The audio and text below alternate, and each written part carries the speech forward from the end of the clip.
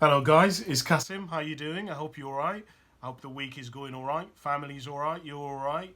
Um, Welcome back to my channel. Okay, cool. So I wanted to talk about a program that I watched by Reggie Yates. Reggie Yates did a program in 2015 called Britain's Anti-Feminist Movement, Men at War. And as I was watching this program, I'm going to put the link to it below. You can go and have a look at it. But as I was watching this, there was some things that I learnt from it that I thought were really interesting, and some things that I was reflecting on that I wanted to share with you. Maybe you might find them useful. There might be something for you to think about. But I hope that they can add some value to the quality of your life. But before I get into that, if you want to help me get to 1,000 subscribers by June, please can you like and subscribe to my channel? You would be an absolute legend. Thank you very much. Okay, cool. So let's get into it. So I wrote down three things. So the first thing that I want to talk about, which I wrote down, is that we are living in a world of censorship fog, which is diluting our perception of extremes, of popularity, and of truth. What I mean by this is that we at the moment are in a world where the world is so censored, there's so much censorship in the world that, and there's so much stuff that is tunneled into our view, because a lot of the things that we consume in terms of social media, in terms of things on YouTube and all the different platforms, are all censored towards getting us to stay on the screen. And the issue that you've got with this is that it kind of distorts our perception of reality. Meaning, like for example, on YouTube, YouTube have written an algorithm which is beyond now anyone's a human being. Human beings don't control the algorithm anymore. The algorithm is learning by itself and developing. But the algorithm essentially sends you stuff that you're interested in. So if you click on let's say you're interested in politics and you click on a video which is related to politics, guess what? If you watch 3 or 4 of them, all the recommendations that YouTube is going to give you is going to be based on politics. And so you go down this rabbit hole of more and more and more and more and more and more and more and more videos of politics, right? And what it does, it distorts it puts you in a fog. It distorts your perception of what actually is real. For example, at the moment we're going through the pandemic, and as we're going through the pandemic at the moment, a lot of guys and a lot of us in life, because the only thing that we're being fed on social media, on the news outlets, on virtually everywhere we go is based on the virus, it distorts our perception of what actually, like how bad things actually are. And the reality of life is that whilst, of course, Omicron, COVID-19, all of this stuff is really bad, like the reality is there are people still dying of cancer. There are people who are dying in car accidents. There are people who are there's a huge still pandemic of people being stabbed due to knife crime, right? Do you understand what I'm talking about? There's countries still at war and civil war. There are loads of people who are still under oppression. Like if you actually look at the magnitude of all the other problems that exist in the world compared to to how small this virus, COVID-19 and Omicron and all of this is, like it's distorts. Like you don't, the perception that your perception is like messed up. Does this make sense? What I mean by this?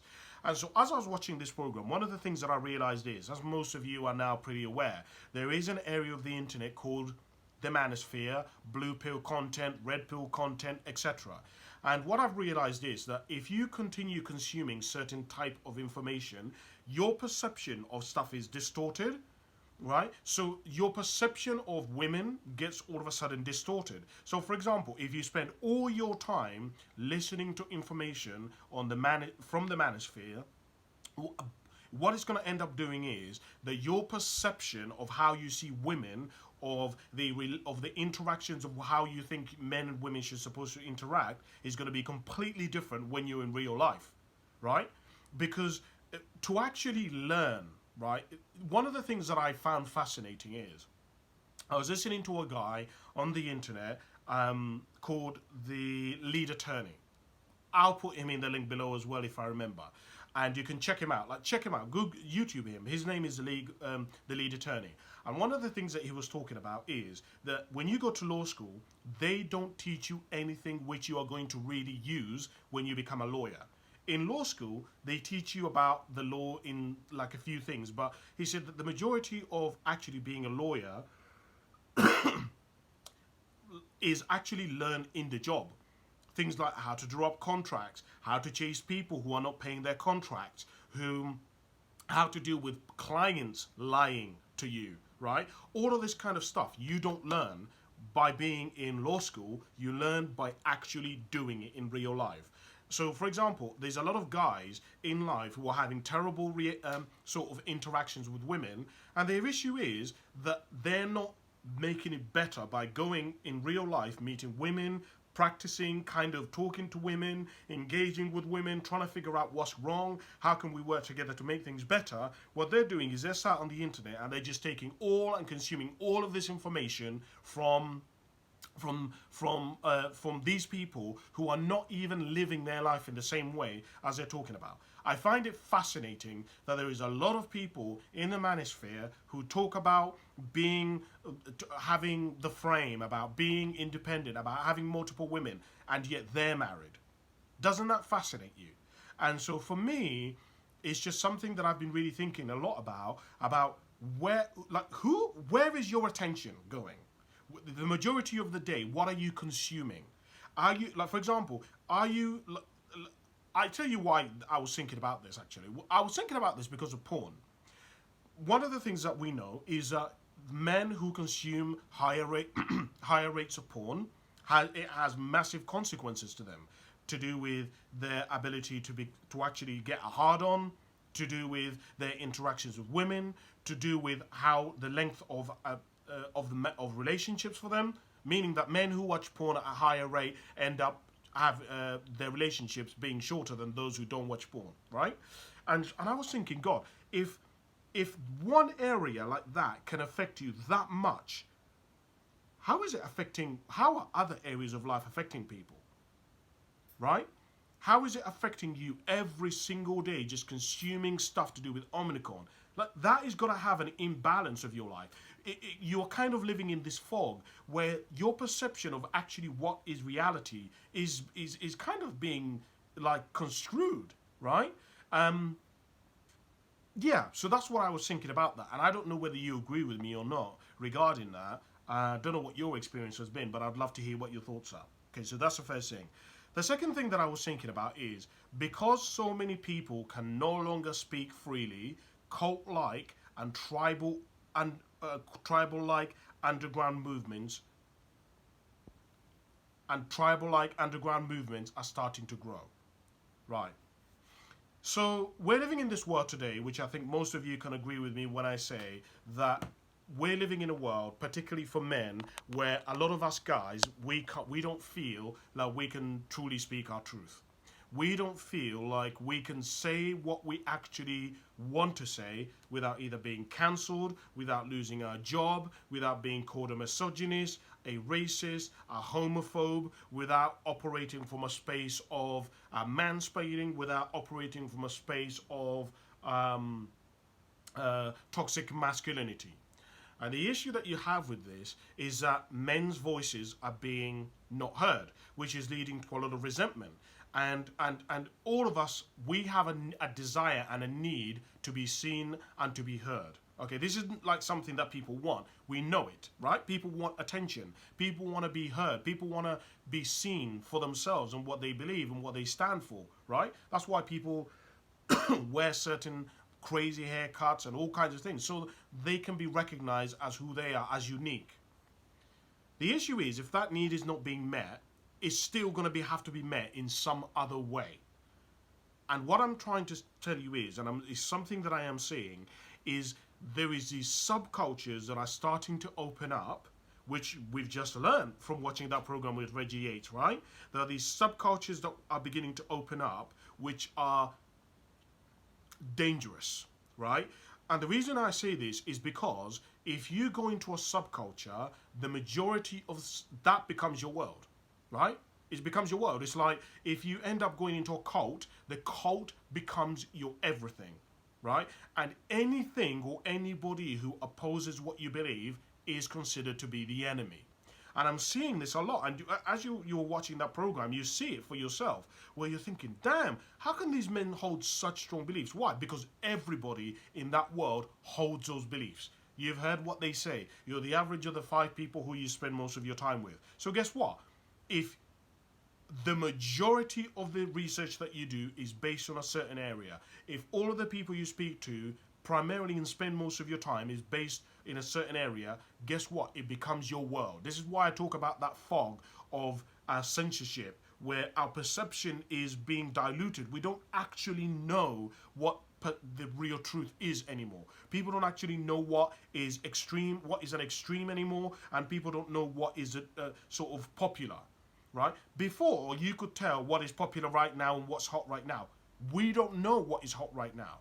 I was speaking to a young guy and he was telling me about NFTs, and he thought, oh, Cass, this is it, NFTs. I was like, no, NFTs are a very small, tiny proportion of areas to invest money in, right? And he was like, oh, but it's my whole world, Cass, this is it. I was like, it's because you've spent the last freaking 4 months and all you've done is listen to videos about NFTs. It's consumed your entire world to the degree where your mind is like, your perception and your mind is kind of altered. You don't know what the truth is anymore, right? So that's one of the things that I was thinking about. What did I write here? So I wrote down here that as mainstream is censored, men's opinions.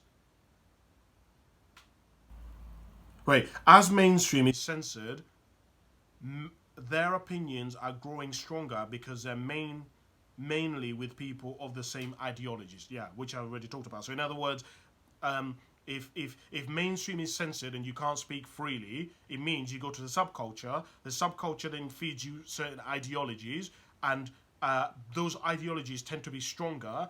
And so trying to come out of that is like mad. And here's the issue: people don't even consider themselves as extremists. Like I say to women all the time, if you are a feminist, you are actually considered, by definition, you're actually an extremist. Because you hold such strong values and such strong ideologies, they're extreme. To believe that men are a certain way and women are a certain way and one is superior to the other is really extreme. It's extreme ideologies, right?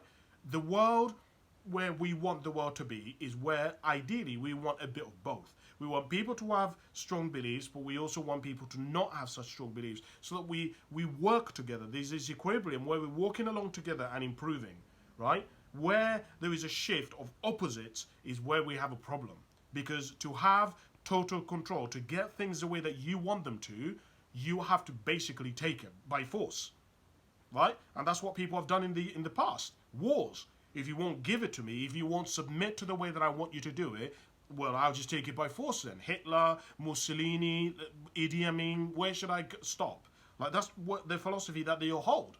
And that's what a lot of feminists, their ideologies is built on. They're built on, well, since we can't talk with men to get it the way that we want it, we want you to put it in law that women are guaranteed certain things. Here's a problem. Then you're getting into very dangerous territory. Marxism is where you're getting into now. Communism, I mean, this is the dangerous path to go down, in my opinion. But there we go. So I'm also, yeah, so let's stop with that. So that's where I was thinking about. The third thing that I want to finish off with is that if you have invested in something, if you have an invested interest in something like feminism, a joke isn't a joke. Right? You hear people say fathers ain't shit. Right? Somebody who holds that kind of belief system, something must have happened to them. So when you talk about how some fathers can be great fathers, they can't even accept that, right? Because they have an invested interest in the belief system that they hold. Mainly, they've built their entire life on it. If you hold the belief that men ain't shit, that means you have to build your entire life on the philosophy that men ain't shit, right? You have to act a certain way. And here's where it gets even more interesting. Even if a great man comes along, you will self-sabotage the relationship because men ain't shit, right? That is what you believe. That's how the majority of people are. I remember I was listening to, as you see it, I remember I was listening to a woman who was saying something, don't quote me on this, and don't quote her. She said something to the effect of, don't allow your experiences to cloud your opportunities. And she was basically trying to explain that there is a lot of women in particular and men that have really bad experiences with the opposite sex or their preferred sex, right? Where they get cheated on, they get betrayed, whatever. And what this does is it clouds their perception of how their preferred sex actually is, right? So for example, if you're certain, you're a woman, you're loyal to your man, he cheats. And you go to another man and he also cheats. Now that's two instances. What many women then do is they have the philosophy, all men are cheaters. It is not true. All men are not cheaters. But the men that you've been with have cheated on you. Do you understand what I'm saying by this? And so what I was thinking about as I was watching this program is to be very careful about what you invested in, particularly ideologies that you invested in, because those ideologies that you invested in can get you down to some very dangerous paths. Very dangerous paths. You can start going down the rabbit hole onto an area of life which you don't want to get yourself into, right? And like for example, I was listening to this guy. He was talking about the fact that, you know, women don't need us anymore. I don't care. I'm not gonna even start a relationship. I don't want to get married. And I thought, that's a very dangerous path you're going down, because that means you're gonna be alone. You can't have children. That means you're gonna find it difficult to interact with female bosses or female colleagues. It's going to mean that as you get older, you're going to look at certain people, women, a certain way. Like the path, this path, not now, but later on down the line, this leads down to a very dangerous path. Resentment, right? Being vengeful. Like this is the path that leads you down when you start holding that kind of belief system. When you're so invested in an ideology that anything that opposes it directly opposes you. Meaning that you've attached your narrative, your idea, your self-image, who you are as a person to an ideology, right? It is a very dangerous path. This is where you get extremists. And for me, I was just thinking about this, and it just really reminded me of the philosophy which I have, which is to have a mind which is open to everything and is attached to nothing. My philosophy that I hold now is try to hold a philosophy, but my goal isn't to prove that I'm right. My goal is to prove that I'm wrong. Does that make sense? Meaning I go out and find people who directly oppose what I believe to try and figure out, like, how am I right? Like, I was speaking to a guy and I was saying to him, he was saying, we were talking about religion, and he said to me, and I said to him, actually, he's a guy at work, and I said to him, so you're a Muslim. How do you know that the religion, that Islam is the right religion? Have you studied Christianity? Have you studied Buddhism? Have you studied Hinduism? Have you studied Taoism? Have you looked at all these different religions? He was like, no. So I was like, how do you know then that the religion that you're following is the right one? Because nobody's born with a religion. You have to pick up the belief that religion, right? So how do you know that it's the right one? And he was like, I don't know. And this is what I was saying to him. I was saying, don't be so invested in something to the degree that you've never even questioned why it is that you believe it. It's a very dangerous part. That's how you get people to, how Hitler got people to do horrible things. These were just normal people, and he got them to do horrendous things. Why? Because these individuals, they were so invested in a belief system of trying to keep safe that anything which couldn't keep them safe, they would even go ahead and do it. Dob their neighbors in. I mean, it's crazy stuff. But, yeah, so that's what I was thinking about regarding this. And I don't know what your thoughts are, or if you agree with me or you disagree. I'm always keen to hear your thoughts. I mean, I want this to be a debate between me and you. I don't, You know, I don't think that I'm necessarily right or wrong. It's just a conversation that we can have. I'll leave it there. Thank you very much for watching. I really appreciate it. If you want to help me, support me, try to get to 1,000 subscribers by June, please like and subscribe to my channel. You'd be an absolute legend. Apart from that, I'll speak to you soon.